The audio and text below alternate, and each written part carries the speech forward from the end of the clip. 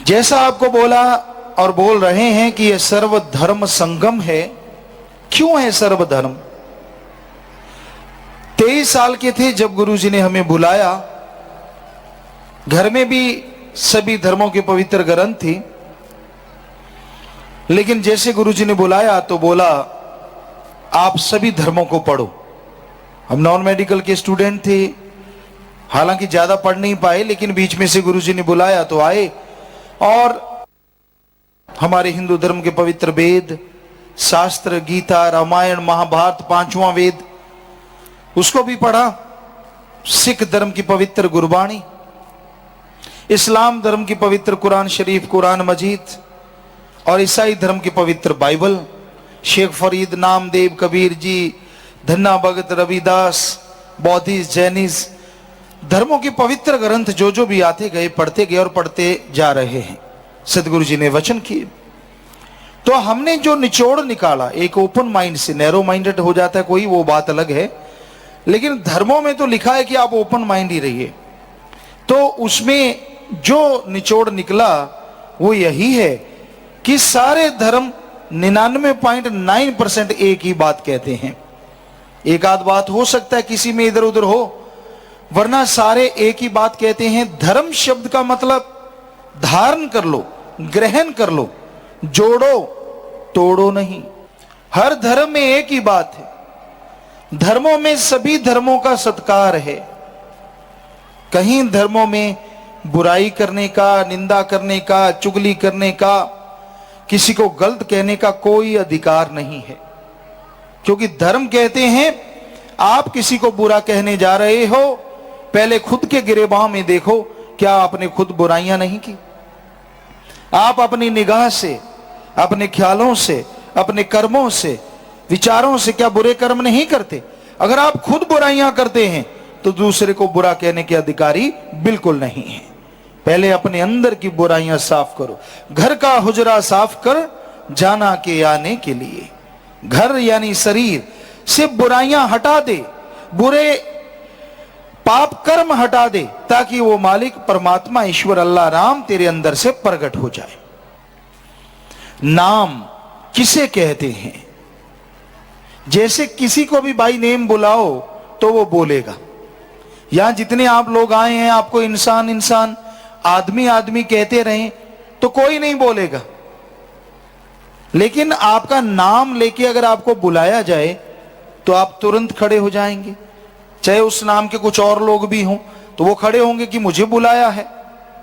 तो भाई इसी तरह उस सुप्रीम पावर जिसे हिंदू धर्म में ओंकार, वो ओंकार जिसने ब्रह्मा, विष्णु, शिव, महादेव को बनाया, सारी सृष्टि को बनाया, वो परमात्मा अव्वल अल्लाह नूर उपाया।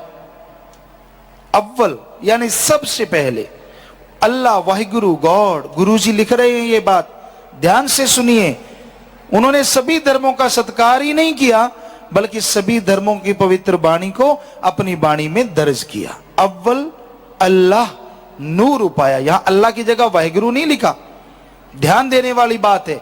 क्या सोच होती है जो मालिक के अवतार होते हैं, गुरु होते हैं, संत होते हैं, कि सबसे पहले मालिक ने अपने आप को नूरे जलाल, रोशनी के रूप में पैदा किया। वही यहां पे ओंकार कह रहे हैं। और यही बात इस्लाम धर्म में आती, अल्लाह का नूरे जलाल। और यही बात इंग्लिश फकीर कहते हैं, supreme power, the gods voice and light, या लाइट एंड साउंड। बोली अलग है, मतलब एक ही है। तो वो सुप्रीम पावर जिसने सबसे पहले अपने आप को रोशनी और आवाज के रूप में प्रकट किया, उसी का नाम, उसी का नेम, यहां पे नाम गुरु मंत्र, कलमा या मेथड ऑफ मेडिटेशन के रूप में बोला जाएगा। तो वो मालिक, वो परमात्मा को मिलने का अवसर है, सुअवसर, मौका है। 84 लाख जोनियां बताई हैं हमारे धर्मों में। उन सब जोनियों में सर्वश्रेष्ठ जोनी मनुष्य की है। हालांकि मनुष्य कर्म ऐसे कोई नहीं कर रहा जो अलग से हो, बिल्कुल वैसे ही कर्म करता है जैसे बाकी पशु परिंदे करते हैं। पशुओं को देख लीजिए, खाते हैं, पीते हैं, बाल बच्चे पैदा होते हैं, जगह रहने की बनाते, घोंसला वगैरह पक्षी बनाते हैं। तो इस तरह आदमी भी वैसे ही करता है, बल्कि पशुओं के जीते जी मलमूत्र, खाद, गोबर के काम आता है। गोबर जो है, मलमूत्र है, वो खाद के काम आता है। और मरणोपरांत हड्डियां, चमड़ा सब काम में ले लिया जाता है। जबकि आदमी का मलमूत्र संभालने में सारी सरकारें लगी हुई हैं, कैसे संभालें, इतनी गंदगी है। और मरणोपरांत हड्डियों तक पे टैक्स लग जाता है। कहीं भी संभालनी पड़े वहां झगड़ा हो जाता। वो कहता ये मेरा आदमी, वो कहता मेरा, समझदार को इशारा काफी है। तो इस लिहाज से देखें तो पशु बेहतर है। पर कई सज्जन कहते हैं इंसान तो बुद्धिजीवी है, इंसान विज्ञान में तरक्की कर रहा है, सुख सुविधा के साधन बन गए, जानवरों ने ऐसा क्या किया है। वाकई जानवरों में विज्ञान के प्रति कोई रुचि नहीं, ना वो जानते हैं। इंसान ने विज्ञान में बहुत अच्छा किया है, लेकिन बुरा भी कोई कम नहीं किया है। आज अगर सारी दुनिया ये कहीं बारूद के ढेर पे बैठी है तो गलत नहीं। एटम, हाइड्रोजन, परमाणु, अणु, पता नहीं क्या क्या विनाशकारी ताकतें बनती जा रही हैं। तो ये भी इंसान की बनाई हुई है। पशु से किसी को इतना डर नहीं जितना आज इंसान को इंसान से है। तो भाई इंसान को फिर सर्वश्रेष्ठ, सरदार जून, अति उत्तम, सर्वोत्तम, खुद मुख्तियार जून धर्मों में क्यों लिखे हैं ये नाम? इसकी वजह है इंसान परमात्मा का, ईश्वर का नाम लेके ईश्वर को स्मृति लोक में देख सकता है, आवागमन से अपने आप को आजाद कर सकता है और परमानंद अमृत आबो हयात को चख सकता है, जबकि बाकी जोनियां ऐसा नहीं कर सकती। इसलिए मनुष्य को सर्वश्रेष्ठ बताया। अब मनुष्य का मन जालिम, बड़ा ही जालिम है। आदमी को चैन नहीं लेने देता, बेचैन रखता है। बाहर से जो आपको शांत नजर आते हैं, अंदर पता नहीं कैसे कैसे तूफान चल रहे हैं। इन तूफानों के लगाम तभी डलेगा अगर राम के नाम का जाप होगा। कोई दवाई नहीं है, कोई पानी नहीं है, कोई ऐसी चीज नहीं है जिसको खाने से अंदर की बेचैनियां दूर हो जाएं। अंदर की बेचैनियां तो राम का नाम, अल्लाह वाहिगुरु की भक्ति, इबादत से दूर होंगी। आप कितने भी बेचैन हैं, कितने भी परेशान हैं, उसका एकमात्र उपाय सुमरन, भक्ति, इबादत। भक्ति करो। चुगली करनी हो, निंदा करनी हो, बुरी बातें करनी हो, लोग चटकारे ले लेके करते हैं, उछल उछल के बातें करते हैं। लेकिन जब राम नाम सुनना पड़े तो मुंह फाड़ फाड़ की जंबाई लेते हैं। नींद आने लगती है, रुचि नहीं, ध्यान नहीं जमता। इधर उधर देखो, ध्यान जमता रहता है। ओम हरि ईश्वर मालिक की याद में ध्यान नहीं जमता। सुमरन पे नहीं बैठता, बैठता है तो खाज खुजली में टाइम बर्बाद कर देता है। इधर उधर देखा देखी में टाइम बर्बाद कर देता है, जंबाई लेने में टाइम बर्बाद कर देता है। नींद आने लगती है, क्योंकि अलूणी सिल, जिसमें नमक मिर्च नहीं है, वो बकबका सा सामान लगता है राम नाम। गप मारने हो, झूठ बोलने हो, सुनने हो, चुगली, निंदा, क्योंकि उसमें सारा मिर्च मसाला ही होता है, वो बड़ा अच्छा लगता है। आदमी बड़ा ध्यान से सुनता है। सवाल है जंबाई आ जाए, सवाल है खाज खुजली हो जाए, पूरी एकाग्रता से सुनता है, यानी एक शब्द भी कान में ना पड़ा तो बर्बाद हो जाएंगे। जबकि होता उल्टा, जितने शब्द कान में पड़ रहे हैं वो बर्बाद कर रहे हैं, चुगली, निंदा, बुराई के। और राम, अल्लाह, वाहिगुरु, ईश्वर के जितने शब्द कान में पड़ जाएं, उसका भला ही भला है। आपका ही नहीं, परिवार का ही नहीं, कुलों का भी उद्धार हो सकता है। संसार के जीव, दुनिया के जीव इसलिए दौड़ रहे हैं कि उन्हें आत्मिक शांति मिले। बहुत सारे विदेशी मिलते हैं, दुनिया के लोग मिलते हैं, बातें होती हैं, वो कहते हैं गुरुजी हमें तो अंदर की शांति चाहिए, आत्मिक शांति चाहिए, परमानंद चाहिए। कैसे मिलेगा? लज्जत कैसे आएगी? अंदर की खुशियां कैसे मिलेंगी? हम उन्हें कहते हैं भाई, अंदर की खुशियां अंदर ही हैं, उसको पाने के लिए अभ्यास करना है। जैसे अगर घी ढूंढते फिरो कि कहीं और मिलेगा, कहीं बाहर से मिलेगा, तो नहीं, वो दूध के अंदर है, पानी धरती के अंदर समाया है। जैसे सरसों तिलों के दानों में तेल समाया है, उसी तरह राम, अल्लाह, वाहिगुरु, गॉड, खुदा, रब सबके अंदर समाया हुआ है और उसी से परमानंद है, उसी से परम शांति मिलती है। लोग सोचते हैं पैसे से मिलेगा, लोग सोचते हैं इज्जत शोहरत से मिलेगा, मैं बड़ा आदमी बन जाऊं तो परमानंद मिलेगा। नहीं, ऐसा नहीं है। आत्मिक शांति को पैसे से या बड़ा बन जाने से कुछ लेना देना नहीं है। आत्मिक शांति उसे मिलती है जो आत्मिक चिंतन करते हैं, और आत्मिक चिंतन प्रभु के नाम के बिना हो नहीं सकता। अब तो साइंस भी यह मान गई है, विज्ञान ने भी यह मान लिया है कि अगर आप आत्मिक शांति चाहते हैं, परमानंद चाहते हैं, तो आप अपने अंदर के ख्यालों को एक शब्द के साथ जोड़ो। एक शब्द जैसे ओम, हरि, अल्लाह, गॉड, खुदा, रब, वाहिगुरु, ईश्वर, ऐसे शब्द से जोड़ो और उसका अभ्यास करो तो आपके अंदर आत्मिक शांति बढ़ेगी, आत्मिक चिंतन बढ़ेगा। तो भाई साइंस मान चुकी है, धर्मों में हजारों साल पहले लिखा जा चुका है। अगर आप भी आत्मिक शांति चाहते हैं, घर में सुख शांति, बीमारियों से परेशान उससे निजात आजादी चाहते हैं, तो आप अपने आत्मविश्वास को बुलंद करो। आत्मविश्वास जब तक बढ़ेगा नहीं, आप गम, चिंता, टेंशन, परेशानियों से आजाद नहीं हो सकते। तो आत्मिक चिंतन करो, सुमरन करो, भक्ति इबादत करो, भला करो, अपने हाथों से करो।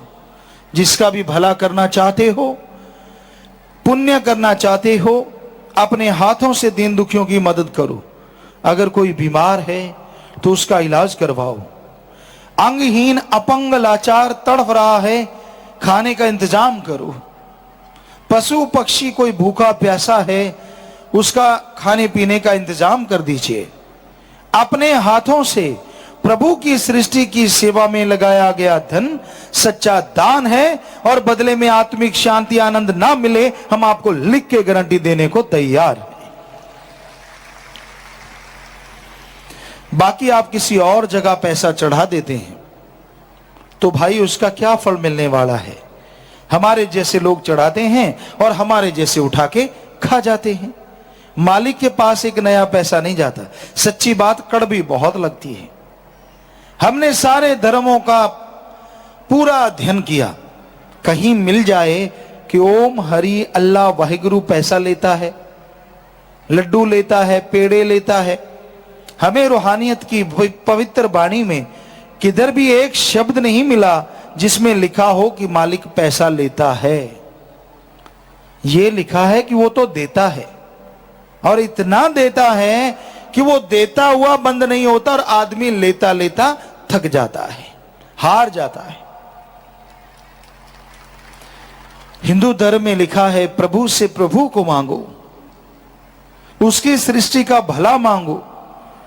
वो दया का सागर, वो कृपा निधान, इतनी कृपा, इतनी दया, रहमत बरसाएगा कि आप लेते लेते उब जाएंगे, लेकिन वो देते हुए रुकेगा नहीं। यही सिख धर्म में लिखा है, जो मांगे ठाकुर अपने से, सोई सोई देव है। इस्लाम धर्म में भी यही लिखा है, अल्लाह रहमो करम का मालिक है। वो रहमो करम मूसलाधार बरसाता है। आदमी के दामन छोटे पड़ जाते हैं, पर उसका रहमो करम मूसलाधार बरसता चला जाता है। ईसाई धर्म में भी लिखा है, गॉड देता है, लेता नहीं। तो भाई वो मालिक तो सबको देने वाला है, वो दया का सागर है, रहमत का दाता है। अगर वास्तव में हम उसे पाना चाहते हैं तो उसकी भक्ति भावना से करो, तड़प से करो, व्याकुलता से करो। दिखावा या पाखंड या ढोंग से उसको पाया नहीं जा सकता। शुद्ध भावना हो, तड़प के आप उस मालिक को बुलाएं, मालिक की भक्ति करें, इबादत करें। जैसे आप अपने एक बेटे के लिए तड़पते हैं, आपके औलाद नहीं औलाद के लिए तड़पते हैं, घर में रोटी नहीं रोटी के लिए तड़पते हैं, ऐसी व्याकुलता अल्लाह वाहिगुरु राम के लिए बना लो। ये हो नहीं सकता कि मालिक आपको ना मिले। लेकिन इस कलयुग में श्रद्धा का दूसरा नाम पैसा है। हमने सभी धार्मिक जगहों पे जा जाके देखा, पता क्या कहते हैं? तेरी जो श्रद्धा है चढ़ा दे। श्रद्धा तो चढ़ाई नहीं जा सकती, वो तो जाहिर की जा सकती है। भावना कोई चढ़ाने की चीज थोड़ा ही ना है, वो तो अंदर प्रकट होती है। आदमी उससे व्याकुल होता है, तड़पता है, आंखों से बैराग्य की झड़ी लगती है कि ये मेरे मालिक तुझे मुझे दर्शन दे, तू मुझे दीदार दे। लेकिन बाद में पता चलता, हर कोई कहता श्रद्धा है चढ़ा दे, मतलब जितने पैसे देना चाहता दे दे। पैसों को ही श्रद्धा समझ लिया है इस कलयुग में इंसान ने। ना भाई ना, भगवान किसी के पैसे का भूखा नहीं है।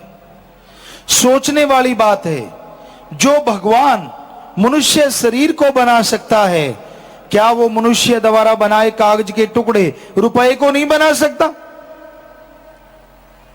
सोचिए, विचार कीजिए।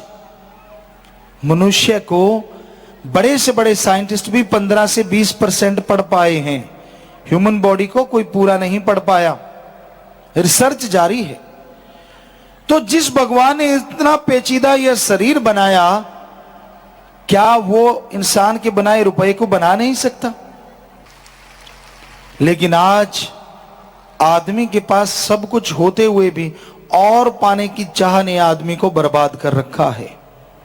सब कुछ होता है, सब कुछ मिलता है, लेकिन और पाने की चाह बर्बाद कर देती है।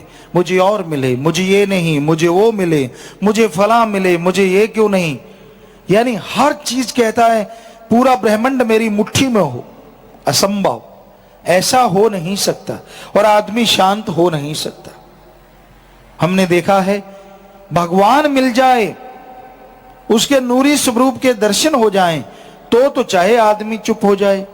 अदरवाइज कितने चमत्कार देख ले, कितने नजारे देख ले, कितने लोगों के चमत्कार सुन ले, आदमी का मन तब तक नहीं मानता जब तक खुद को नूरानी स्वरूप के दर्शन नहीं होते।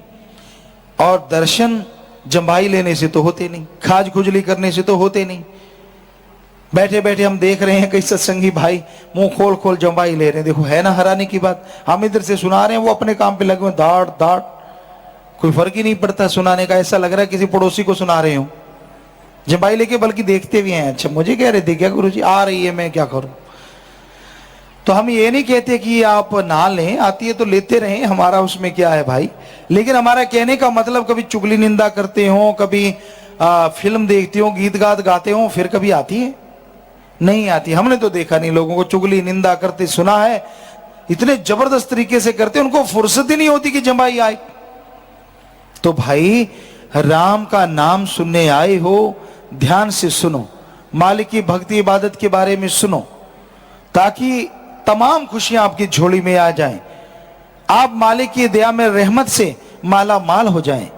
ऐसा कुछ कीजिए, ये संभव है अगर अमल करो। आपकी सेवा में अर्ज करते जाएंगे जो अनुभव है, जो संत पीर फकीरों के वचन है। लेकिन फायदा तो तभी है ना जब मानोगे। आपके सामने टॉनिक रख दें, बादाम, घी, दूध, मक्खन सब कुछ रख दें, जब तक खाओगे नहीं ताकत नहीं आएगी। सिर्फ उसको धोख मारते रहो, माथा टेकते रहो, क्या आपके अंदर शक्ति आएगी? कभी नहीं आती। तो इसी तरह राम का नाम, अल्लाह वाहिगुरु ईश्वर का नाम है, आप ले लेते हैं, और जब तक उसका जाप नहीं करेंगे आनंद परमानंद कहां से मिलेगा, आत्मिक संतुष्टि कहां से आएगी।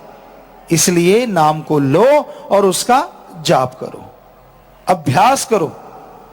आप कहते हैं हाँ जी मैं तो नाम लेके अभ्यास करता हूं, मुझे तो 2 महीने हो गए, 10 साल हो गए।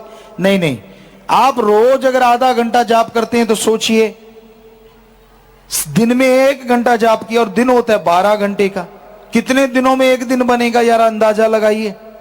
और आप ऐसे कह देते मैंने तो एक दिन सुमन किया। एक दिन नहीं, सीधा कहो 15 मिनट किया, आधा घंटा किया, दिन ऐसे जोड़ देते हो, गप मारते रहते हो। दिन करने में बहुत टाइम लगता है, कई तो एक दिन के लिए महीना भी लगा देते होंगे, कई 2 महीनों तक पहुंच जाते होंगे। तो आप टाइम देखो, ये ना कहो इतने दिन हो गए, कितना टाइम हुआ है आपको सुमन करते हुए, भक्ति इबादत करते हुए।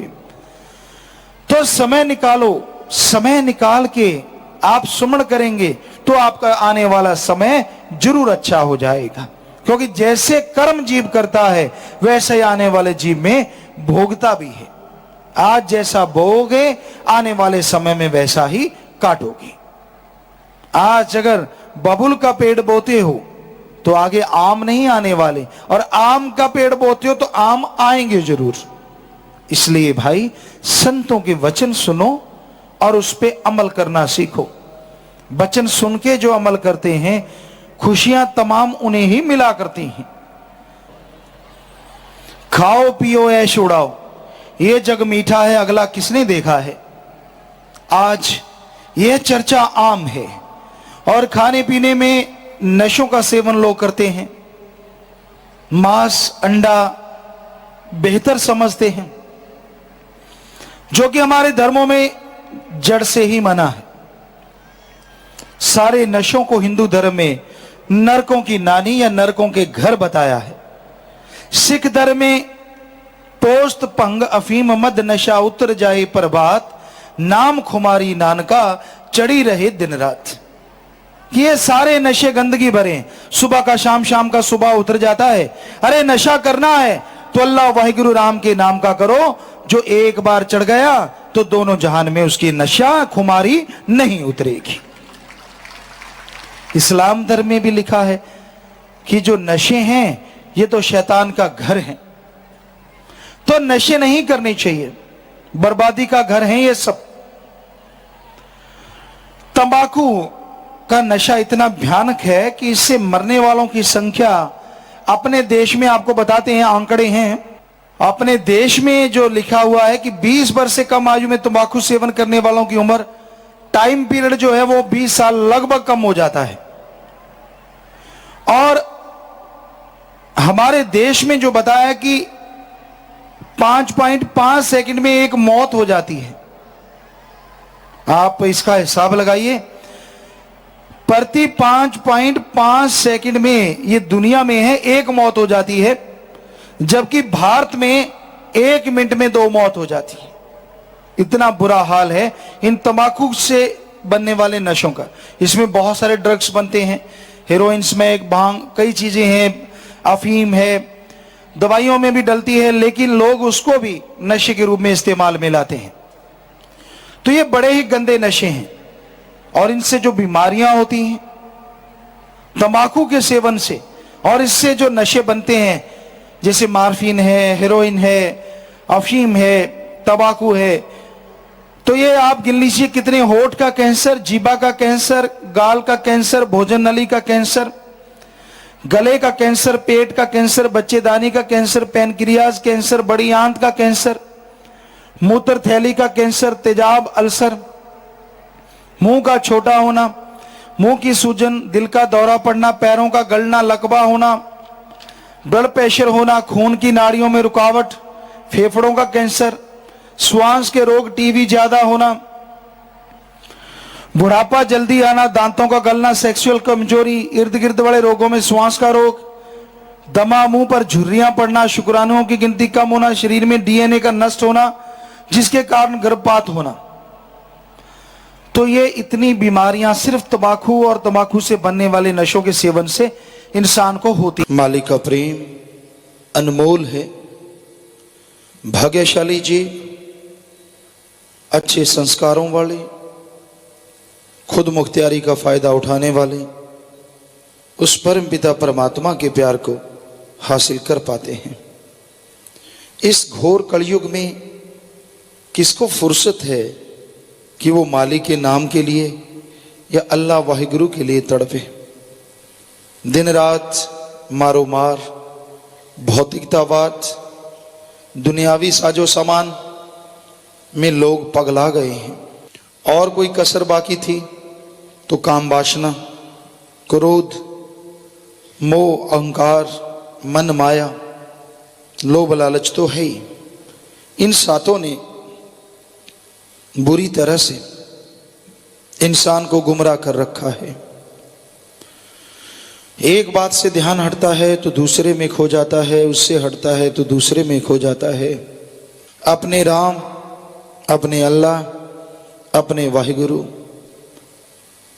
की याद तब आती है जब इंसान किसी परेशानी में फंस जाता है, कोई मुश्किल आ जाती है, कोई ऐसा कर्म जो उठाने में असमर्थ अपने आप को आदमी महसूस करता है, तो बरबस अपने आप अचानक मुंह पे मालिक का नाम आ जाता है।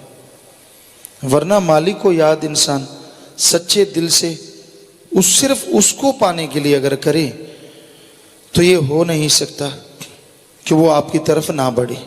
बस आप एक कदम बढ़ाइए, वो तो हजारों कदम आपकी तरफ आने को तैयार बैठा है। माँ क्या कभी कहती है कि मैं दूध नहीं दूंगी? बच्चा रोए सही, थोड़ा व्याकुल होए सही, माँ दौड़ी चली आती है। हम सब ने ये महसूस किया है, माँ की गर्भ से हम सब लोग पैदा हुए और ये महसूस किया है कैसे माँ तड़प जाती है, कैसे माँ व्याकुल हो जाती है कि मेरे लाल को भूख ना लगी हो, ये ना हो, वो ना हो, सौ कुछ सोच जाती है, दौड़ के चली आती है।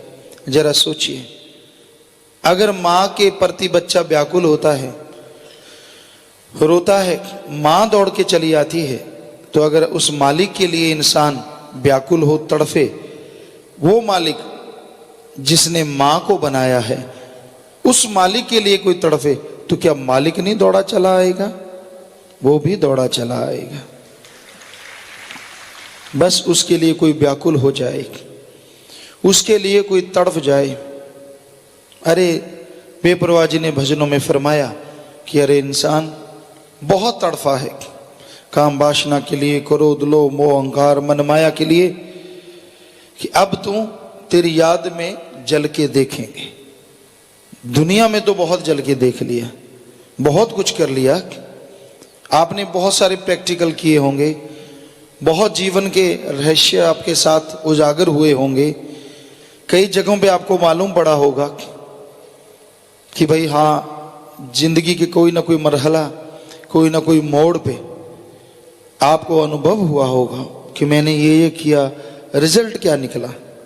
तो दुनिया में तड़प के देख लिया, तेरी याद में हे मेरे मौला, हे मेरे राम, हे मेरे अल्लाह, हे मेरे वाहिगुरु, हम तेरी याद में भी तड़प के देखेंगे। और यकीन मानिए वो कभी भी किसी को तड़पाता नहीं है, बल्कि जो तड़प जाता है उस कंकर पत्थर को भी वो कोहे नूर बना के अपने ताज में बसा लेता है, अपने दिल में बसा लेता है। सो आप ये मत सोचिए आप क्या कर्म करते हैं, बल्कि ये सोचिए कि आपका मौला, आपका अल्लाह दोनों जहां का मालिक है, वो राम, वो वाहिगुरु, वो ईश्वर। ये सोच के तौबा कीजिए गुनाहों से कि हे मेरे राम, हे मेरे वाहिगुरु, हे मेरे ईश्वर, हे मेरे अल्लाह, आइंदा मैं ये गलतियां नहीं करूंगा, तेरी याद में तड़फूंगा। यकीन मानिए हम आपको गारंटी देते हैं, सतगुरु ने ऐसी कृपा की, उसकी याद में तड़फने में जो मजा है, जो लज्जत है, जो नशा है, बस शब्द ही तड़प देना पड़ता है, जन्मों जन्मों की तड़पन खत्म कर देता है। मालिक की याद में तड़पना एक अंदर सरूर देता है, एक नशा आता है, एक खुशी आती है। लगता है दूसरों को कि ये तो यार रो रहा है, ये तो व्याकुल है, ये तो परेशान है। नहीं नहीं, जो मालिक की याद में तड़फा करते हैं उनके जन्मों जन्मों की तड़फ खत्म होती है और मालिक के दर्श दीदार के वो काबिल बन जाया करते हैं। ऐसे लोगों को ही परमा आनंद मिलता है। परमानंद यानी ऐसा आनंद जो एक बार शुरू होता है, ऐसी लज्जत, ऐसा स्वाद, ऐसी खुशी जो एक बार शुरू होती है तो कंटिन्यू चलती जाती है। तो इसलिए भाई दुनिया में तड़फ के देख लिया तो मालिक की याद में तड़फ के देखो। आप बराबरी कर लेना, तुलना कर लेना किस में मजा ज्यादा है। दुनिया में तड़फोगे, आपका साथ देगी दुनिया तब तक जब तक आप उनका मतलब हल करते हैं, जब तक आप उनकी स्वार्थ सिद्धि करते हैं। हम ये नहीं कहते कि आपस में प्यार ना रखो, रखो, पर ऐसा ना रखो कि मालिक भूल जाओ, क्योंकि ये दुनियावी प्यार तो एक ना एक दिन कच्चे धागे की माने टूट जाना है। सो इसलिए भाई, मालिक का प्यार, मालिक की मोहब्बत सर्वोत्तम है। ठीक है, दुनिया में रहिए, कड़ा परिश्रम, हक हलाल, दसा नौवां दी किरत कमाई, मेहनत, हार्ड वर्क करते रहो। पर पंजाबी की कहावत आपको सुनाया करते हैं, हथ कार वल ते ध्यान यार वल। बस काम धंधा करते रहो और जीवा से ख्यालों से अल्लाह मालिक की भक्ति, वाहिगुरु राम को याद करते रहो। यकीन मानो जो काम कर रहे हो उसमें भी बरकत और मालिक की रहमत से अंदर भी आत्मिक शांति और खुशियों से आप लबरेज हमेशा बने रहेंगे।